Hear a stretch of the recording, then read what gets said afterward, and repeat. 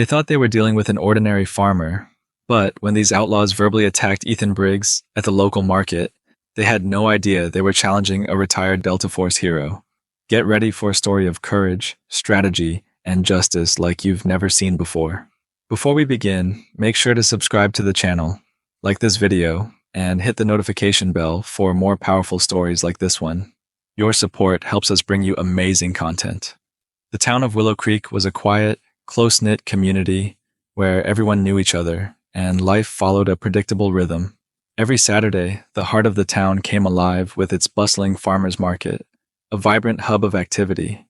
Brightly colored stalls lined the square, offering everything from fresh produce to handcrafted goods. Neighbors exchanged smiles and friendly chatter as they browsed the goods under the warm morning sun. Ethan Briggs was a fixture at the market. In his late 50s, Ethan was known for his kind demeanor and the incredible produce grown on his small farm just outside of town. With a weathered cowboy hat shading his sharp eyes and a subtle strength in his quiet voice, Ethan was the kind of man who made you feel at ease instantly.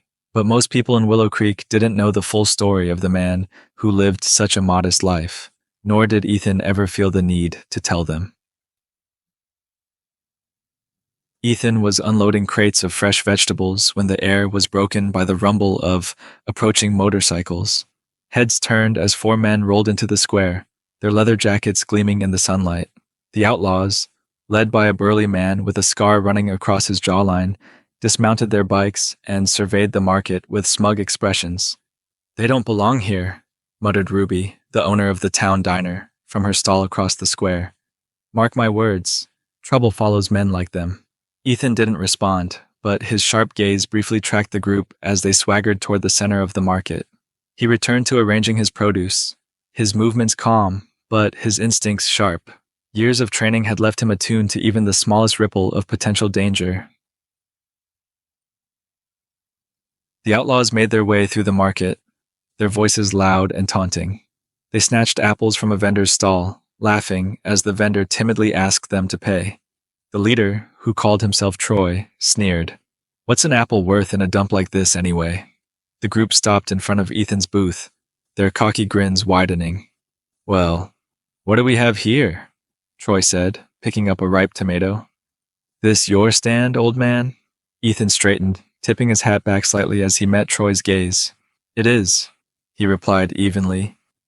"If you're looking to buy, prices are on the board." Troy chuckled, tossing the tomato in the air before catching it. "Prices? For this?" He squeezed the tomato, letting it burst in his hand. "Looks like it's on the house." The tension in the air was palpable. Nearby vendors froze, their expressions ranging from fear to anger, but no one dared intervene. Ethan's calm demeanor didn't falter as he picked up a cloth and began cleaning the juice from his counter. "You're gonna pay for that," Ethan said, his voice steady and low. Troy leaned closer, his grin turning into a snarl. "Or what?" Ethan set the cloth down, his eyes narrowing slightly. "Walk away while you can." The Outlaws laughed, their voices echoing across the market. Troy shoved another vendor's cart as they walked away, scattering goods onto the ground. "This town's full of cowards," he said, loud enough for everyone to hear. Ethan didn't react, but his jaw tightened slightly as he watched them disappear into the crowd. He knew trouble was brewing, and it wasn't over. The calm of Willow Creek didn't last long. By the time the Outlaws returned to town that evening, the market had emptied, leaving the streets eerily quiet under the glow of the streetlights. Their motorcycles roared as they rolled down Main Street, their laughter cutting through the silence. They weren't just passing through anymore. They had decided to make the town their playground. At the far end of town, Ethan Briggs sat on his porch, his phone resting on the table beside him. The call he had made earlier lingered in his mind, bringing memories of a past life he had worked hard to leave behind. But trouble had found its way to Willow Creek, and Ethan knew he couldn't ignore it. The Outlaws stopped in front of Ruby's diner, kicking over a trash can for good measure. Troy, the leader, leaned against his bike and lit a cigarette, the glow illuminating the scar across his jaw. "Looks like this town shuts down early," he said, smirking at his crew. "Guess we'll have to wake 'em up." One of his men chuckled. "Let's start with that old guy from the market." Troy grinned. Now you're talking. Across town, Ethan moved with deliberate precision around his home. He double-checked the locks, secured the windows, and retrieved a small, weathered box from his closet. Inside were items from a life he had buried. A set of tools, a compass, and a knife with his initials etched into the hilt. He ran his fingers over the blade, the weight of it pulling him back to missions long past. His phone buzzed. The caller ID displayed a name he hadn't seen in years. Marshall Davenport. Ethan answered, his voice steady. "They're back," he said. On the other end, Marshall, an old friend and former Delta Force teammate, didn't hesitate. "How bad?" "They're stirring up trouble. Think they can intimidate me." Ethan's lips curled into a faint smirk. "They don't know who they're dealing with." "I'm an hour out," Marshall replied. "Hold tight." Ethan hung up and exhaled slowly. It wasn't just about him anymore. These men were testing the limits of the town's patience, and Ethan wasn't about to let Willow Creek suffer. The Outlaws made their way to Ethan's farm, their bikes kicking up dust as they approached. They parked at the edge of the property, their laughter loud and mocking. Troy dismounted, his boots crunching against the dirt as he led the way toward the house. Ethan stepped out onto the porch, his figure silhouetted against the warm glow of the porch light. He didn't look surprised, nor did he look afraid. His calm presence made the Outlaws hesitate for a moment, before Troy barked, "Hey, old man, we came to say hello." "You've said enough," Ethan replied, his voice steady. "Now get off my property," Troy sneered, gesturing to his crew. "Or what? You gonna throw a tomato at us?" The group laughed, but Ethan didn't flinch. Instead, he took a step forward, his hand resting casually on the porch railing. "Last warning," he said, his tone dropping a notch. "Walk away while you still can." The tension was thick. One of the outlaws, emboldened by Troy's bravado, picked up a rock and hurled it toward the house. It missed, clattering against the porch steps. The sound echoed through the night. "Looks like you missed," Ethan said coolly. "But I won't." Before they could process his words, the floodlights around the property snapped on, bathing the area in harsh light. The outlaws shielded their eyes, momentarily blinded. "What the?" Troy started, but his words were cut off by the low growl of an engine approaching from the road. A black SUV pulled up, its tires crunching on the gravel. The doors opened, and two men stepped out, their movements precise and deliberate. Marshall Davenport stood tall, his presence commanding as he joined Ethan on the porch.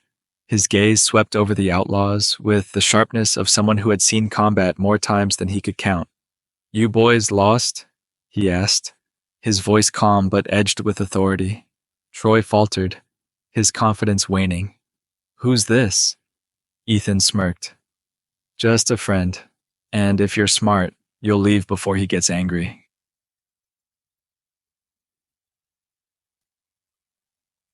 The outlaws muttered among themselves, their bravado cracking under the weight of the situation. But Troy wasn't ready to back down. "You think two old men are gonna scare us?" Marshall chuckled, the sound low and dangerous. "Try me." The moment hung in the air like a taut string. The outlaws exchanged uneasy glances, the floodlights casting long shadows that seemed to grow with their hesitation. Finally, Troy spat on the ground and turned toward his bike. "Let's go," he snarled. "This ain't over." As the roar of their motorcycles faded into the distance, Marshall turned to Ethan. "You think they'll stay gone?" Ethan shook his head. "Not a chance." The night had grown still, but the tension lingered in the air around Ethan Briggs' farm. The outlaws might have retreated, but both Ethan and Marshall Davenport knew they wouldn't stay away for long. Men like Troy didn't take humiliation lightly, and their return would be more dangerous and more deliberate. Inside the house, Ethan and Marshall sat at the kitchen table, a map of the property spread out before them. Marshall, ever the tactician, traced a finger along the perimeter of the farm. "They'll come from here," he said, tapping a point on the map near the west fence. "It's the least well-lit and gives them the best cover." Ethan nodded, his sharp eyes scanning the map. "We'll rig motion sensors here and here," he said, pointing to the blind spots. "If they trip anything, we'll know where they are." Lily, Ethan's teenage niece who had been living with him since her parents passed, watched from the doorway. She had stayed quiet during the earlier confrontation, but couldn't hold back any longer. Uncle Ethan, she said, her voice wavering slightly. Why don't we just call the sheriff? Let them handle this. Ethan looked up, his expression calm but firm. Lily, the sheriff does his best, but these men won't stop unless someone makes them understand they're not in charge here. Marshall added, his tone steady. This isn't just about us. It's about protecting the town. If we let them run wild, it won't stop at this farm. Lily hesitated, then nodded, her worry giving way to a quiet resolve. What can I do to help? Ethan smiled faintly. Go grab the flashlights and the spare batteries. We'll need them. The next morning, the work began in earnest. Ethan and Marshall combed through the property, setting up traps and alarms with military precision. They placed motion-activated lights at key points around the perimeter and rigged tripwires connected to cans and bells. The goal wasn't just to stop the outlaws, but to confuse and disorient them, making them think twice before pressing on. Marshall, standing by the barn, examined the setup with a satisfied nod. You haven't lost your touch, he said. Ethan smirked. Neither have you. Feels like old times. Marshall chuckled. Except now, we're fighting in boots instead of body armor. Lily joined in, carrying supplies and helping wherever she could. Though nervous, she found herself inspired by the calm determination of her uncle and his old friend. As she worked, she noticed Ethan carefully preparing something at the workbench. What's that? She asked, peering over his shoulder. Ethan held up a small, handcrafted device, a simple but effective smoke bomb made from supplies he kept in the barn. A little insurance, he said. If things get too close, this'll give us some cover. Lily raised an eyebrow. Where did you learn to do all this? Ethan's gaze softened as he set the device down. A long time ago, in places far from here, but it's like riding a bike. You never really forget. By the time the sun dipped below the horizon, the farm was transformed. It looked as peaceful as ever, but beneath the surface it was a fortress. Every weak spot had been reinforced, every angle accounted for. As the three of them sat down for dinner, the weight of the impending confrontation settled over the room. Lily broke the silence, her voice quiet but determined. You think they'll come tonight? Ethan glanced at Marshall, then back at Lily. They will. Men like them don't back down. But we'll be ready. Marshall leaned back in his chair, his sharp eyes gleaming. The question is, will they be? That night, Ethan and Marshall positioned themselves at key vantage points around the property. Ethan manned the porch, his cane resting against the railing beside him, while Marshall monitored the west side near the barn. Lily stayed inside, tasked with watching the cameras and alerting them to any movement. The stillness of the night was almost suffocating, every creak of the windmill and chirp of a cricket amplified by the silence. Ethan's sharp ears picked up the faint rumble of engines in the distance. He didn't move, his grip tightening slightly on the cane. They're coming, he murmured into the radio clipped to his shirt. Confirmed, Marshall replied from his post. 4 bikes, same guys as before. The outlaws arrived just as expected, their motorcycles cutting off near the west fence. Troy dismounted first, motioning for his crew to fan out. He carried a crowbar, the glint of metal catching the moonlight. This old man's gonna regret messing with us, Troy muttered, his voice low but laced with venom. As they moved closer, one of them tripped a wire, setting off a loud clatter of cans and bells. The outlaws froze, startled by the sudden noise. Motion-activated lights flared to life, illuminating the area in harsh white beams. What the? One of them hissed, shielding his eyes. Ethan's voice cut through the night, calm but commanding. You should have stayed home. Troy spun around, his grip tightening on the crowbar. You think you're smart, old man? This isn't gonna save you. From his vantage point near the barn, Marshall smirked. Let's see about that. With a flick of his wrist, Marshall triggered another trap, a series of smoke bombs that erupted around the outlaws, shrouding them in confusion. The men coughed and stumbled, their bravado quickly giving way to panic. "Fall back!" Troy shouted, but it was too late.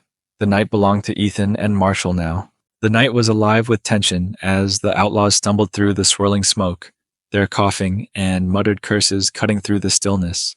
The floodlights illuminated the scene in harsh white, casting long, flickering shadows that danced with every movement. From the porch, Ethan Briggs watched calmly, his silhouette sharp against the glow. His voice rang out, steady and commanding. "This is your last chance," he repeated, gripping his cane. "Walk away now." Troy, coughing but defiant, stepped forward, the crowbar in his hand glinting under the lights. "You think we're scared of some old man and his parlor tricks?" He spat, his bravado only half convincing. From the barn, Marshall Davenport's voice cut through the dark, sharp and confident. "You should be." The outlaws exchanged uneasy glances, the realization dawning that they were outmatched, but Troy's pride refused to let him back down. "Spread out," he barked. "Find them." The group moved cautiously, their earlier bravado replaced by a nervous edge.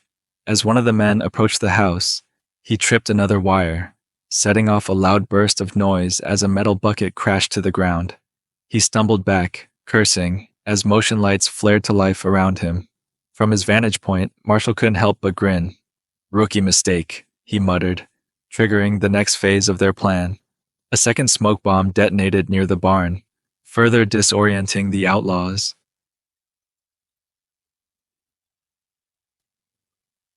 Troy's frustration boiled over. "Enough of this!" he shouted, his voice breaking. He turned toward Ethan, pointing the crowbar like a weapon. "Face me, old man. Or are you too scared to fight?" Ethan stepped forward, his cane tapping lightly against the porch steps. His calm demeanor seemed to unnerve Troy more than any trap or light. "You think this is about fear?" Ethan said, his voice low and steady. "This is about choices, and you're making all the wrong ones." Troy charged toward the porch, his crowbar raised. But before he could reach the steps, a sharp crack echoed through the night. Marshall had fired a warning shot from his rifle, the bullet burying itself in the dirt inches from Troy's feet. "Next one won't miss," Marshall called out, his tone cold. The other outlaws froze, their weapons lowered as fear finally crept in. One of them muttered, "Troy, maybe we should—" "Shut up," Troy snapped, though his voice trembled slightly. He took a step back, glancing nervously between Ethan and Marshall. "You've got nowhere to go," Ethan said, his eyes locked on Troy. "This ends one of two ways. You leave now, and we forget this happened. Or you stay, and you won't like what happens next." The weight of the moment pressed down on the outlaws, the realization of their mistake sinking in. One of them dropped his weapon, muttering, "This ain't worth it, man." Another followed suit, backing away slowly. Troy's grip on the crowbar tightened, his knuckles white, but even he couldn't ignore the odds stacked against him. Finally, he let the crowbar fall to the ground with a dull thud. "This isn't over," Troy said, his voice low with barely concealed rage. "You'll regret this." Ethan stepped down from the porch, his presence towering despite his age. He stopped a few feet from Troy, his gaze unwavering. "The only regret here," Ethan said calmly, "is yours." The outlaws retreated to their motorcycles, their earlier swagger completely gone. The roar of their engines broke the silence as they sped away into the night, leaving behind the wreckage of their failed intimidation. Marshall approached Ethan, his rifle slung over his shoulder. "Think they'll stay gone?" Ethan didn't look away from the direction the outlaws had fled. "Not a chance," he replied. "Men like that don't know when to quit." Marshall nodded, his expression serious. "Then we'll be ready." Inside the house, Lily was glued to the monitors, her heart pounding as she replayed the events in her mind. When Ethan and Marshall returned, she rushed to meet them. "Are they gone?" she asked, her voice trembling. "For now," Ethan said, placing a reassuring hand on her shoulder. But this isn't over. Lily's fear was quickly replaced by determination. What do we do now? Ethan exchanged a glance with Marshall before replying. We make sure they don't get a second chance. As the night wore on, the farm returned to a semblance of calm, but Ethan and Marshall knew better than to let their guard down. They spent the next few hours refining their defenses, reinforcing the weak spots the outlaws had exploited. For Ethan, this wasn't just about protecting his farm. It was about protecting the town he had come to love. Standing on the porch, Ethan gazed out at the dark horizon, the faint hum of crickets filling the air. He tightened his grip on the cane, his mind already anticipating the next move. They'll be back, Marshall said, joining him. Ethan nodded. And when they come, they won't know what hit them. The night air in Willow Creek was heavy with an uneasy stillness. For a brief moment, it seemed as though the tension had dissipated, but Ethan Briggs knew better. Across town, in an abandoned warehouse on the outskirts, the outlaws regrouped, their frustration palpable. Troy paced back and forth, his fists clenched and his jaw tight. That old man humiliated us, he growled, slamming his fist onto a wooden crate. We're not letting him get away with it. One of the outlaws, a wiry man named Greg, hesitated before speaking. Troy, maybe we should let this go. That guy's not normal. And his buddy? They're not just farmers. Troy spun on him, his eyes blazing with fury. You think I care? They want to fight, we'll give them one. But this time, we'll be ready. The others murmured in agreement, though unease lingered in their expressions. Troy's plan was reckless, but his anger left no room for dissent. Back at the farm, Ethan and Marshall were preparing for what they knew was coming. The two men worked silently, reinforcing barriers, setting up additional traps, and mapping out every possible angle of attack. For Ethan, it felt like slipping back into an old rhythm, a life he thought he had left behind but now embraced with purpose. Lily watched from the kitchen window, her worry growing as she saw the intensity in their movements. When Ethan came inside to grab supplies, she finally spoke up. Uncle Ethan, she said, her voice trembling slightly. Why don't we just leave? Go somewhere safe? Ethan paused, looking at her with a calm but firm expression. Lily, running won't solve this. These men don't stop just because you get out of their way. They'll keep pushing until someone stands up to them. Marshall entered behind him, carrying a toolbox. Your uncle's right, he added. Men like Troy thrive on fear. If we leave, they'll see it as a victory, and they'll come back stronger. Lily nodded reluctantly, the weight of their words sinking in. What can I do to help? Ethan smiled faintly, placing a reassuring hand on her shoulder. You've done enough, kiddo. Just stay inside and keep an eye on the cameras. If you see anything, let us know. The following evening, the outlaws made their move. The roar of their motorcycles echoed through the night as they approached the farm, their headlights cutting through the darkness. But this time, they weren't alone. Troy had called in reinforcements, 2 more riders, both armed and ready for a fight. From his position on the porch, Ethan spotted the incoming lights and signaled to Marshall, who was stationed near the barn. They're here, Ethan said into his radio. Looks like they brought friends. More for us, Marshall replied, his tone calm but focused.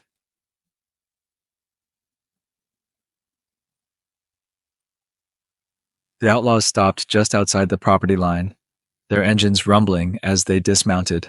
Troy stepped forward, his new recruits flanking him. In his hand, he held a bat wrapped in barbed wire, a weapon meant to intimidate. All right, old man, Troy called out, his voice carrying across the field. You had your fun. Now it's time to pay up. Ethan stepped onto the porch, his cane tapping lightly against the wooden planks. You're trespassing, he said, his tone steady. Turn around, and this ends here. Troy smirked, gesturing to his crew. Get ready, boys. We're tearing this place apart. As the outlaws moved forward, the first trap was triggered. A tripwire near the west fence set off a cascade of cans and bells, startling the group. Before they could react, motion-activated lights illuminated the area, exposing their positions. Stay calm, Troy shouted.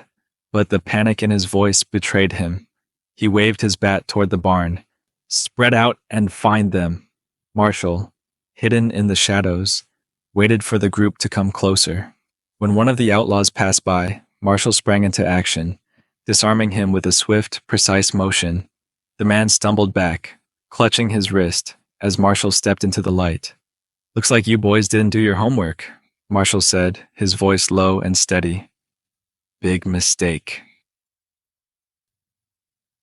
Meanwhile, Ethan remained on the porch, his sharp eyes tracking Troy's movements.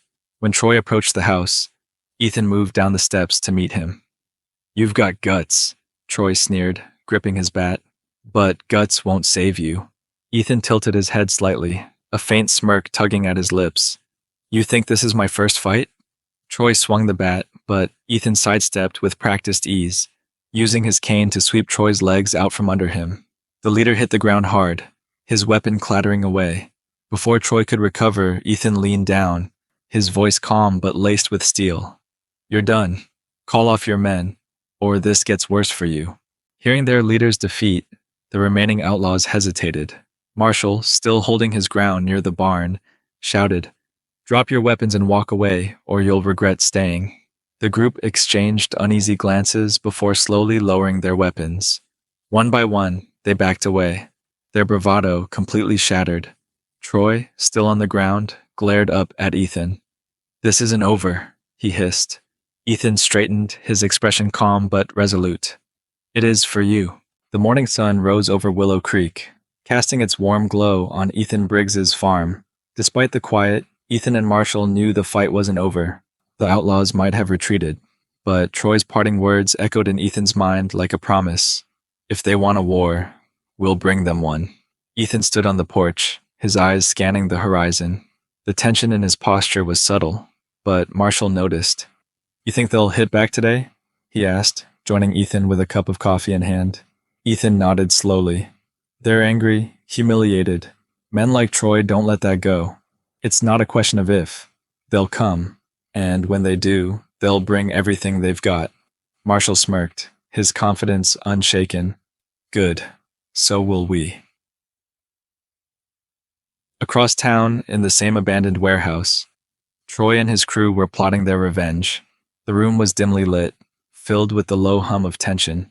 Troy leaned over a table, a crude map of Ethan's farm spread out before him.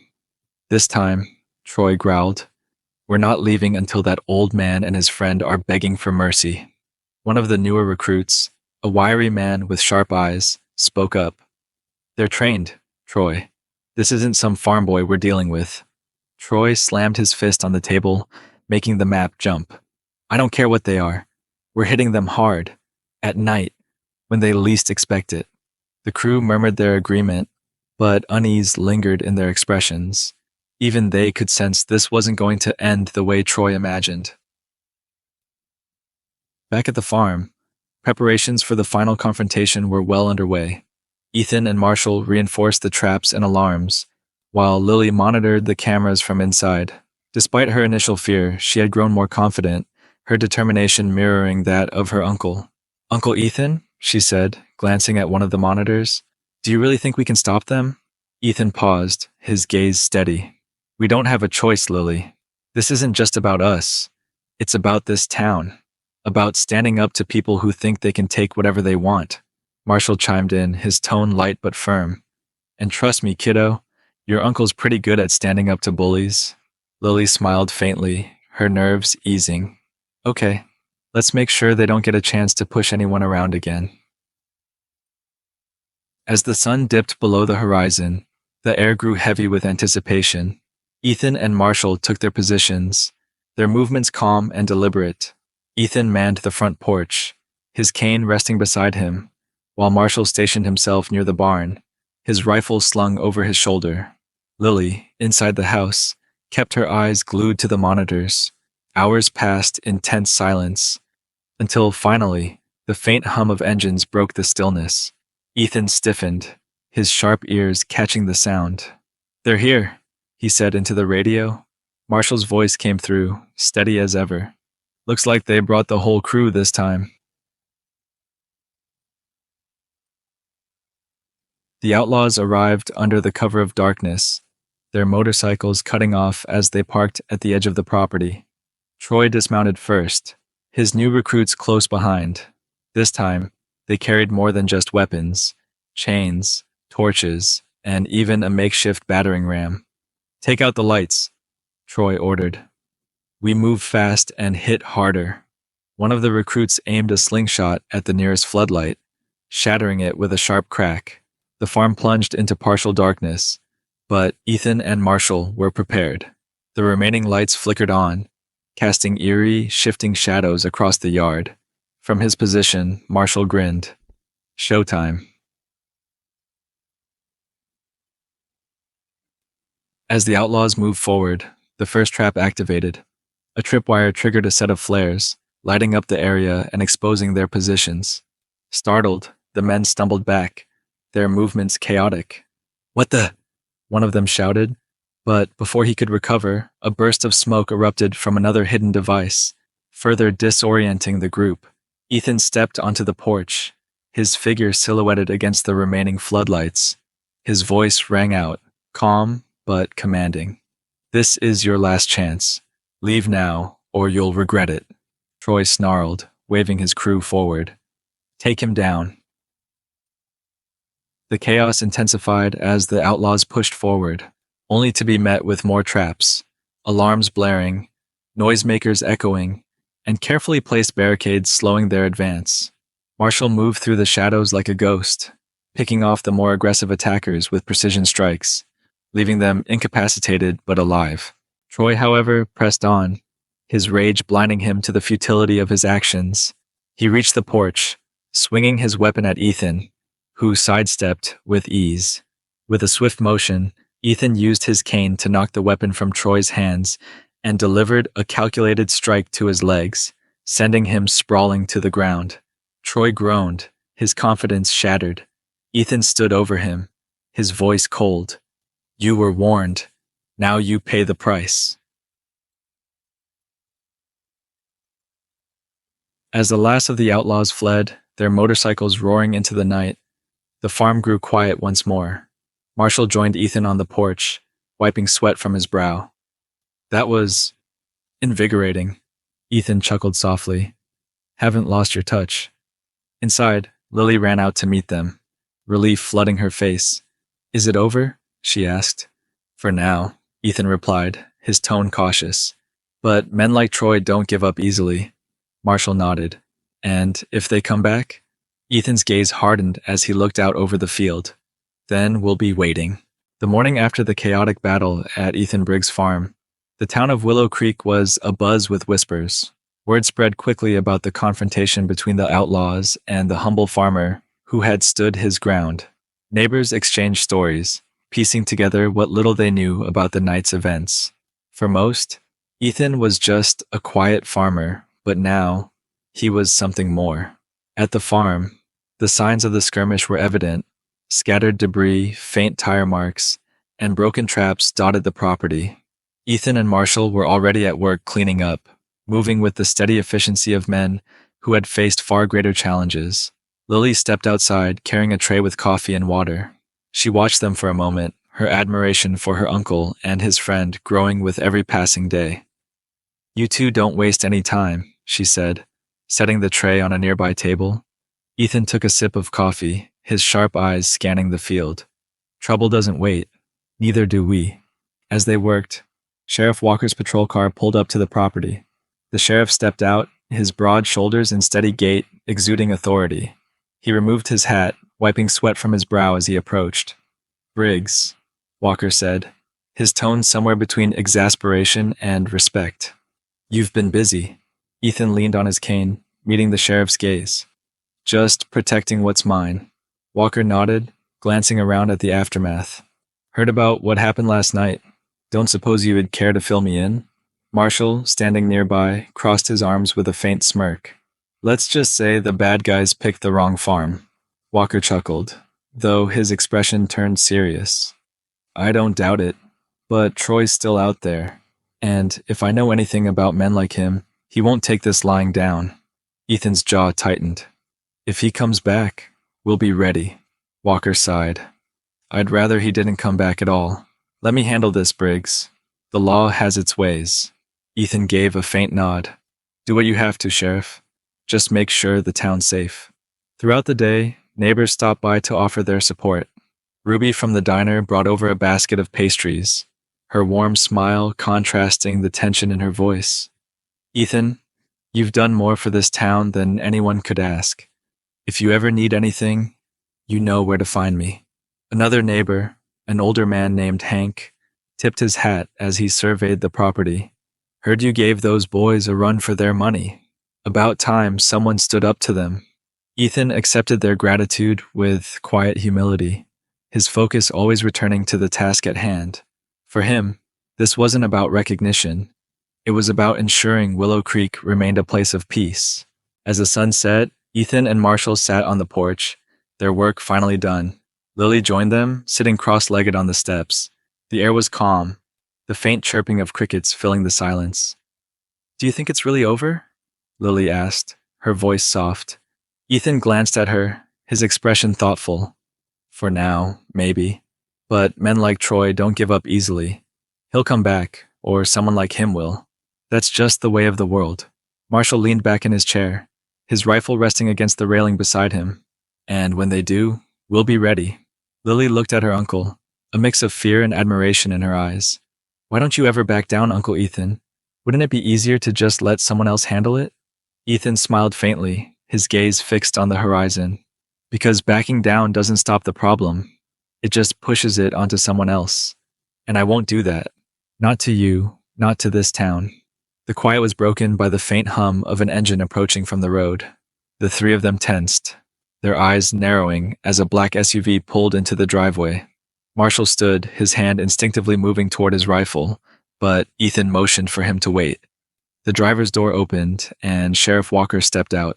He approached the porch, his expression unreadable. Got some news, he said, his voice low. We caught Troy. He was holed up in a shack on the edge of town. Claimed he was just visiting. Ethan raised an eyebrow. And? Walker smirked. And he's not going anywhere for a long time. Seems he's got warrants in 3 other states. This fight's over. Lily let out a breath she didn't realize she'd been holding, relief washing over her face. Marshall chuckled, sitting back down. Well, that's one way to handle it. Walker tipped his hat. You're lucky, Briggs. But next time, let me do my job first. Ethan gave a faint smile. Next time, Sheriff. That night, the farm was finally at peace. Ethan and Lily sat together on the porch, the stars twinkling overhead. The weight of the past few days seemed to lift, replaced by a quiet sense of accomplishment. You think the town will be okay now? Lily asked. Ethan nodded. It'll be okay, Lily. People like Troy don't last long in places like this. And if anyone else comes around, we'll handle them. She leaned her head on his shoulder, her voice soft. You're pretty amazing, Uncle Ethan. He chuckled, his gaze fixed on the horizon. Just doing what needs to be done. The following days brought a sense of calm to Willow Creek. The dust from the confrontation had settled, and the town began to return to its usual, quiet rhythm. The market reopened, its lively chatter and the aroma of fresh produce once again filling the air. Yet, a subtle change had taken root, one born from the courage of a farmer who refused to be intimidated. Ethan Briggs, however, remained unchanged. He continued tending to his farm, quietly fixing the remnants of the traps and defenses he and Marshall had set up. For him, life carried on as it always had, though the events of the past week lingered in his mind. One morning, Lily joined him in the field, carrying a basket of tools. Uncle Ethan, she began, hesitating for a moment before continuing. Why do you think Troy came after us? Was it just about proving he could? Ethan straightened, wiping his hands on a cloth. Men like Troy crave control. They thrive on fear and weakness. It wasn't about us personally. It was about showing the town that no one could stand in their way. Lily frowned, her gaze drifting to the horizon. But you stood up to them. You stopped them. Ethan smiled faintly, his expression thoughtful. Sometimes, all it takes is one person to say, enough. Fear loses its power when you face it head on. As the day went on, visitors trickled in, bringing gratitude and a sense of community. Ruby from the diner stopped by with fresh pies, her warm smile filling the kitchen as she set them on the counter. "Ethan, you've done more for this town than I think even you realize," she said. "If you ever need anything, we're here for you." Later, Hank, one of Ethan's neighbors, arrived with a few younger townsfolk in tow. "We've been talking," Hank said, tipping his hat. "Figured it's time we all learned how to protect ourselves, like you did. Maybe you could teach us a thing or two." Ethan's brow furrowed slightly. "I'm not a teacher, Hank. I just did what needed to be done." Hank chuckled. "And that's exactly why we want to learn from you." That evening, Marshall packed up his gear, preparing to leave the farm. "You sure you don't need me to stick around?" he asked, slinging his bag over his shoulder. Ethan shook his head. "The sheriff's got Troy locked up, and the town's rallying together. We'll be fine." Marshall smirked. "You've got a knack for understatements, Briggs. But if anything comes up, you know where to find me." The two men shook hands, their mutual respect evident. "Take care, Marshall," Ethan said, watching as his old friend climbed into his SUV and drove off into the fading light. As the stars began to dot the night sky, Ethan and Lily sat together on the porch. The air was cool, the faint chirping of crickets filling the quiet. Lily leaned her head against her uncle's shoulder, a sense of peace settling over her. "You think it's really over this time?" she asked softly. "For now," Ethan replied, his voice calm. "But there's always someone like Troy out there, thinking they can take what doesn't belong to them." Lily nodded thoughtfully. "Do you ever get tired of fighting, Uncle Ethan?" Ethan's gaze drifted to the horizon, his expression contemplative. "It's not about fighting, Lily.